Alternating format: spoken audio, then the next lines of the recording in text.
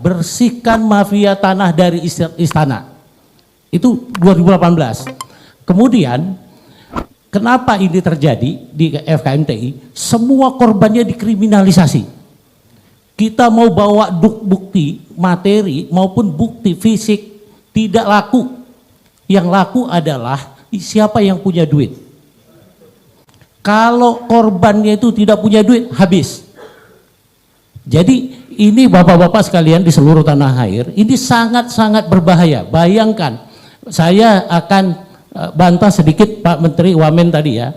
Jangan dianggap kalau membuka data itu berbahaya. Tidak. Kenapa? 59% tanah kita dikuasai segelintir, tidak sampai 1%. Oke? 40%, 41% itu dikuasai oleh seluruh 250 juta penduduk Indonesia. Padahal yang 59% kontribusinya ke negara tidak ada 1%. Jadi kalau kita matiin semua bohir-bohir itu nggak ada pengaruhnya sama negara. Jadi saya bantah itu Pak Wamen ya, itu yang pertama. Kemudian di kepolisian, mohon maaf, kami tidak percaya. Mau ngapain pun kita lapor, kalau lawannya itu pengembang gede, selesai. Bahkan semua dikriminalisasi. Contohnya, Pak Jokowi udah jelas-jelas berantas tanggal 17 Februari. Berantas mafia tanah beserta backingnya. Ini sudah berapa bulan? Udah hampir 1 tahun lebih. Mana backingnya yang ditangkap? Tidak ada. Jadi mau siapa mau kita percaya di negeri ini? Saya tanya dulu, presiden saja gak dianggap kentut. Jadi mau ngapain? Nah, ini saya ingatkan kepada seluruh rakyat Indonesia, ya, bahwa 10 tahun lagi ke depan nanti anak-anak kita jadi penumpang gelap di Kaltara sana. Jumlah konsesi yang dikeluarkan negara melebihi dari jumlah provinsi itu. Berarti rakyat yang ada di situ sebelum merdeka jadi penumpang gelap. Jadi apa yang solusinya? Solusinya kita berantas saja. Mereka itu gak ada guna. Cuman kontribusinya gak sampai 1% kok. Jadi apa? Justru mereka penghalang investasi. Di FKMT itu kami bagi 5. Pertama, perampasan tanah di perkebunan. Perkebunan itu kalau dapat HGU 2.500 dikuasai 6.000. Digunakan kekuatan negara untuk mengusir rakyat yang sisanya. Ini fakta. Kami ada data. Kami sudah serahkan datanya ke BPN 10 untuk dilakukan adu data. Kami bisa menunjuk hidung siapa pelakunya. Tapi kami tidak pernah diladeni untuk itu. Waktu itu masih kami ingat 2019. Diadakan yang namanya perambasan mafia tanah, tim oleh Bareskrim. Kami datang, kita tanya kantornya di mana? Tidak ada. Kami datang ke BPN, ada kantornya? Tidak ada. Jadi ini apa ini semua? Permainan. Jadi kami sama sekali tidak percaya. Kami hanya percaya niat Pak Jokowi. Tadi Pak pendiri Forum Indonesia Adil menyatakan jangan-jangan ini hanya sebuah narasi. Mafia sebenarnya malah dia gitu loh. Kenapa? Ini gampang kok nyelesaikannya kok. Ganti menterinya, ganti yang lain. Banyak, seluruh rakyat Indonesia banyak kok yang punya kapasitas kok. Jadi kenapa ini terjadi terus? Justru eskalasi perampasan tanah itu terjadi pada saatnya Pak Presiden. Kenapa saya katakan gitu? Pada saat disuruh berantas mafia tanah beserta backingnya itu tanggal 17 Februari 2021. Meledak.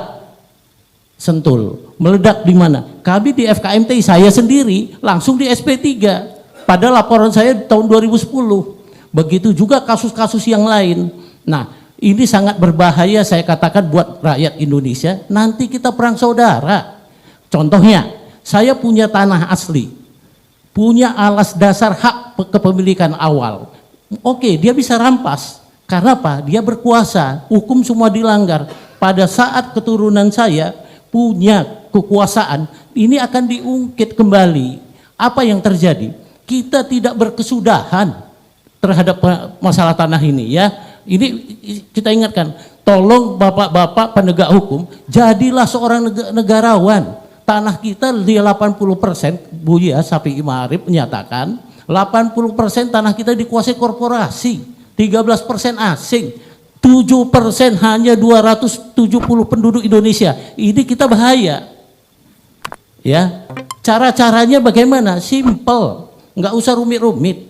Karena pemberian hak itu semua melanggar hukum. Penegakan hukum aja sudah selesai kembali kok 50%. Kami siap adu data di FKMTI. Kami siap kehilangan, kami siap di penjara kalau itu bukan tanah kami. Tapi maukah BPN? Tidak. Itu sebabnya kami, begitu juga di kepolisian, tidak mau. Suka-sukanya aja. Siapa yang duitnya lebih gede, ya udah, dia yang menang. Semua di seluruh Indonesia, kalau ini nanti yang akan terjadi, apa yang akan terjadi? Kita perang saudara. Ini sudah terjadi, tapi eskalasinya naik terus. Jadi perintah Pak Jokowi yang menyatakan berantas mafia tanah berserta backingnya, itu omong kosong semua. Mana backingnya? Backingnya ada di depan mata, ada di istana, ada orang-orangnya situ juga gitu. Jadi itu saya rasa dulu, oleh sebab itu hati-hati. Kalau nanti sebuah pengembang, kalau memang mereka melakukan penjualan, harus ada jaminan. Baik itu di bank, baik itu nanti maupun waktu melakukan AJB, ada pernyataan bahwa dia bisa menjamin bahwa itu tanahnya tidak dirampas. Kalau tidak, apa yang terjadi? Nanti pembeli itikat baik, dia berantem sama pemilik tanah asli setelah pengembangnya pergi. Dan ini sudah terjadi. Saya ulangi ya, ini sudah terjadi. Dan eskalasinya naik. Nah, bapak-bapak penyidik diam semua nih. Pihak keamanan diam semua. Saya pun kemarin datang lagi tadi surat jadi terlapor. Gue bilang, malingnya di sana yang mau ditangkap di sini. Itulah terjadi. Semua kekuatan duit, moral, kita udah terjadi degradasi moral bangsa kita ini. Apa yang terjadi? Kita nanti hancur. Tanpa tanah, Pak, negara ini, sebuah negara, tanpa daratan ada negara tidak? Sekarang kalau negaranya di 93% dikuasai segelintir orang, kira-kira kita tinggal berantem gak nih? Nah, oleh sebab itu teman-teman di BPN, tolonglah jaga negara ini. Para teman-teman di penegak hukum, jaga negara kita ini. Itu yang perlu saya sampaikan. Karena kami sangat miris. Di FKMT itu ada sertifikat diagunkan di bank. Utangnya 100 miliar. Bisa diambil dengan menggunakan dokumen di tempat lain. Yang umum di FKMTI adalah bahwa si mafia menggunakan dokumen lain mendalilkan di tempat korbannya. Itu yang pertama. Yang kedua adalah diciptakan ahli waris palsu, oknum, buat AJB, ya, akta jual beli. Dia mengacu kepada PP 24 tahun 97. Inti dari PP itu adalah orang yang punya beritikat baik dan orang yang berkepentingan. Sehingga itulah yang diakomodir.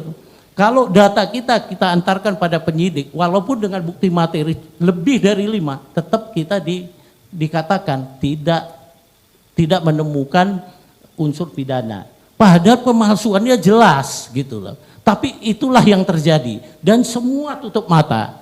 Oleh sebab itu, bapak-bapak sekalian, janganlah dibiarkan ketidakadilan. Ini adalah sumber kehancuran bangsa kita. Saya rasa itu, terima kasih. Baik, sekali lagi saya konfirmasi, Pak Budiarjo, berapa total yang pernah diadvokasi oleh Bapak? Yang sudah masuk, Pak, yang sudah terverifikasi di FKMTI, itu ada 30.000. Karena kita pelaporannya by web. Jadi kita tidak dibenarkan ketemu dengan korbannya, harus pakai web. Kenapa? Supaya tidak ada cawe-cawe, ya, pakai web dan memang harus asli, di-scan, dimasukkan ke www.fkmti.com. Kami ada di 19 provinsi. Nah, ini kita terus berjalan untuk Jakarta. Makanya waktu itu saya debat dengan Pak Agus Bagus di Kementerian BPN. Data di BPN itu 1.600. Komplek pertanahan. Saya katakan di Jakarta aja di FKMTI 10.000 lebih, khusus Jakarta. Belum lagi yang di tempat lain gitu loh. Jadi saya pikir tolonglah tegakkan hukum, moral itu ditegakkan, meninggal pun bapak-bapak ya, dapat uang dari tanah, itu tidak selamat.